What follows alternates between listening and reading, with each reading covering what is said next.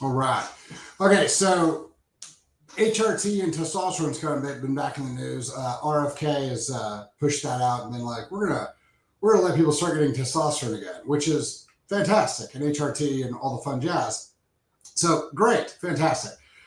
They need to deschedule it. They need to move it. It is right now a Schedule One drug, just like cocaine and heroin and stuff like that, or fentanyl and all this stuff. Cocaine's actually a drug that we can prescribe. If you didn't know that, it's a Schedule One. Which means it's the most just restricted and held back and horrible, terrible thing. And if you get caught with it, super duper big trouble. It needs to be moved back down to over the counter, which was before George W. Bush decided that it shouldn't be. There wasn't a group of doctors. It was George W. Bush who decided that it should be the most worst, horrible thing in the world, and you shouldn't have access to it. Then he launched a 10-year campaign telling everybody steroids was unnatural and horrible and terrible, and anyone who even thought about doing them was cheaters and terrible people, which is all lies.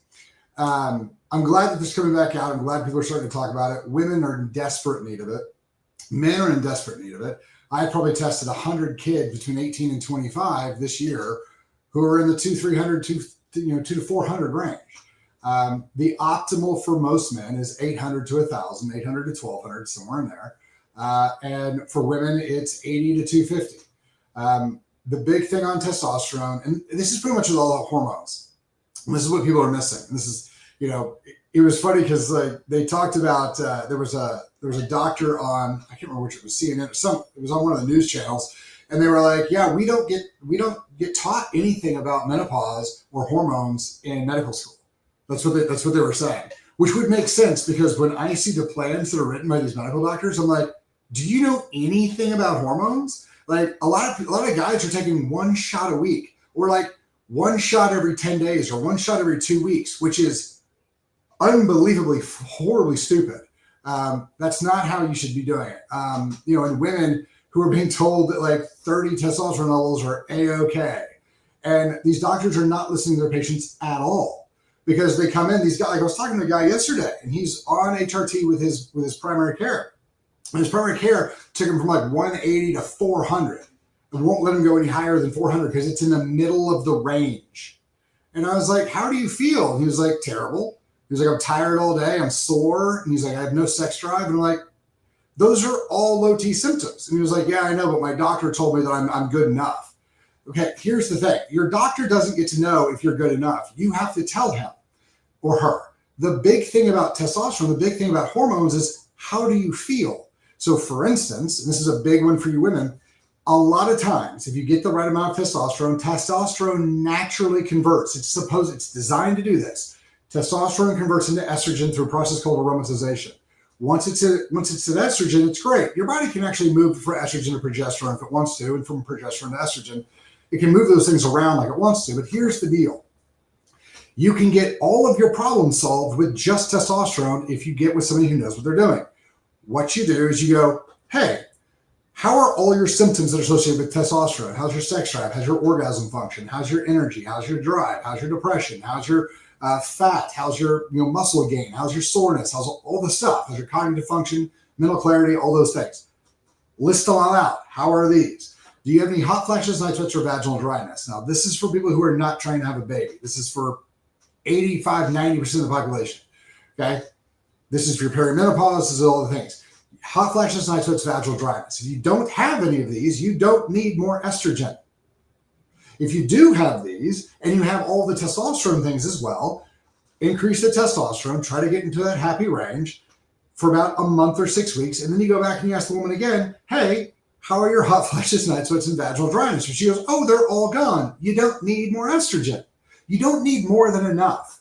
We're not trying to get these 50-year-old or 40-year-old women who don't want to have babies pregnant. So we definitely don't need to jack up their progesterone. Progesterone it's in the name what that thing does. Progesterone, progestation, promotes baby forming and gestation. The purpose of progesterone in women is to increase blood flow to the uterus. Well, if you don't have a uterus and ovaries, you probably don't need a lot of progesterone.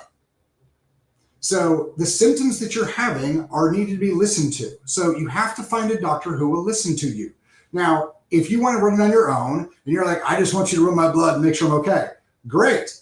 I do that for a lot of people. You know, if you want to find a doc who'll do that, great, do that. But if you're actually trying to solve the issue, your doctor has to listen to your issues. And so like a lot of women will come in, I go, the questions I ask them, how are your hot flashes, night sweats, and vaginal dryness? And they're like, oh, they're bad.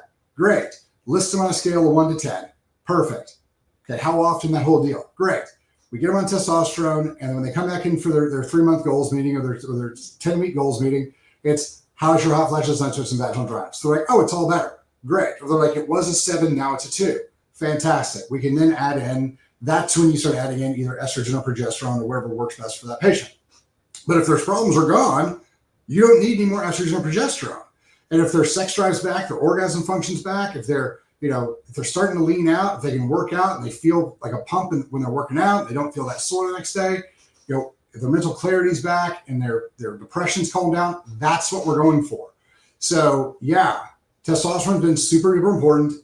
The research on what the research has actually said on the cancer thing is that testosterone and estrogen and progesterone given to women doesn't cause cancer.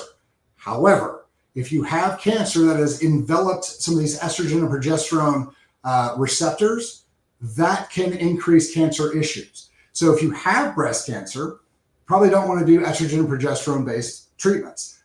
You can, if you want to play this game, you can put testosterone in and then use a Arimidex or tamoxifen or something like that to completely block the conversion of testosterone into estrogen, and that can kind of get it done.